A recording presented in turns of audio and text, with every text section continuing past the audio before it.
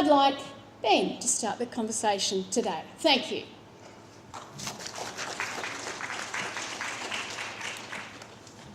Thank you, Virginia, and thank you to you all for having us here.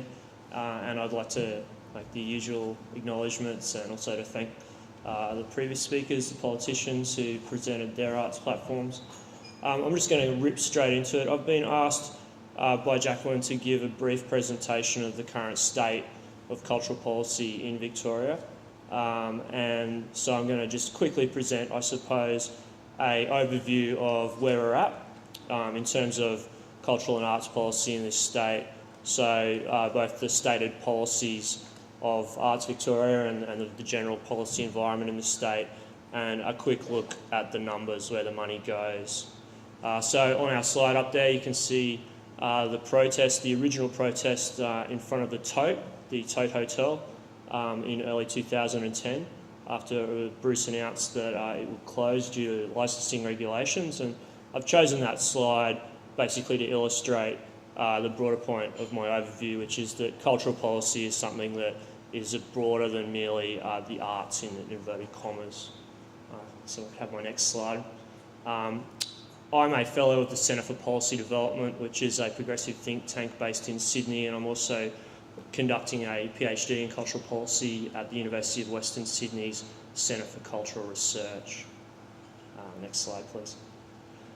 When we think about the arts, we often think about the iconic institutions of the arts. Obviously, the many buildings and organisations housed at South Bank are a pivotal part of our arts infrastructure in this state, and we heard quite a lot about those flagships from the Minister earlier this morning.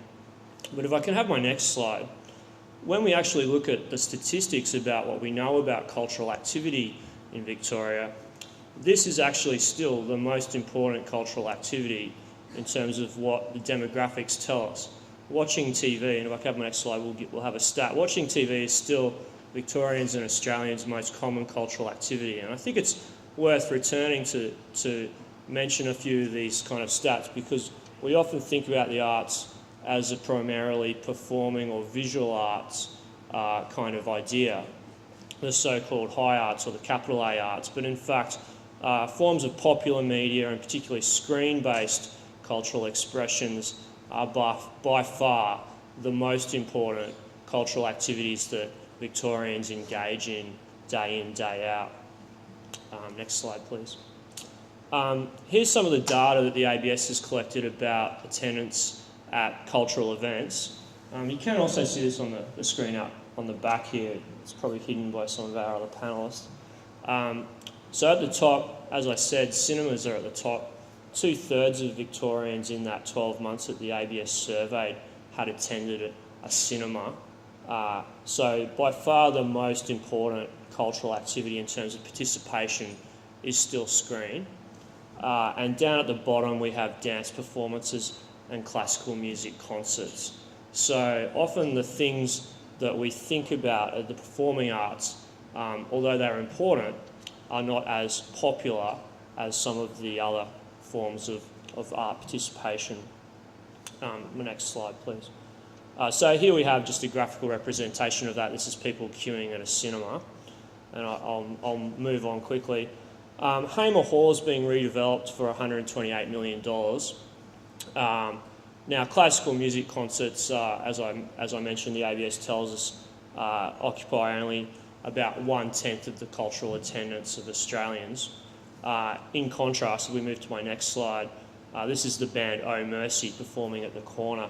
So contemporary music, rock music, for example, or other forms of contemporary and popular music are roughly 2.5 times more attended than classical music. And yet, in terms of the funding that Arts Victoria gives, it's around about 1.5% of, say, that redevelopment figure. So Victoria Rocks has distributed $2.2 million to contemporary music since 2007, and that's an Arts Victoria website figure that I've taken. Next slide, please. The current policy framework for Arts Victoria is called Creative Capacity Plus. That's the document. You can download it from the website. This is a policy that's been in operation for a number of years now, and Arts Victoria is reviewing it, and with a view to putting together either an enhancement of that policy or perhaps a new policy. We move to the next slide. We can see the stated policy goals. They are roughly a social development goal, so a culture of participation. So many of the attendance figures that Minister Batchelor mentioned earlier this morning in terms of people visiting our cultural institutions, as well as people participating in, obviously, the activity of arts. There's an economic development goal to the current policy paradigm, which I'll talk a little bit about later, because I don't believe that necessarily some of the economic development policies and the current policies for the funding paradigms are aligned. And there's also a cultural development aspect to the policy paradigm. So this is about things like fostering innovative arts companies and innovative arts practice. If I can move on. If we break down the funding, as the Minister pointed out, there's about $450 million annually expended by the Victorian Government in cultural expenditure in this state. This is a slightly different figure to the one that the Minister mentioned, because I've tipped Film Victoria into that figure. Film Victoria actually sits outside of the Department of Premier and Cabinet, which contains Arts Victoria in terms of its policy. But if we include Film Victoria, we can see that most of the money goes towards grants. And then when we say grants in this figure, we mean not just grants to artists, but we also mean recurrent funding to organisations and to cultural institutions such as the National Gallery Victoria and other institutions like that. Moving on, if we look at where those grant dollars themselves go, the 2/3 of them go to what Arts Victoria describes as the agencies. These are the large statutory authorities that are owned and operated by the state government, institutions such as the National Gallery of Victoria, ACME and the like.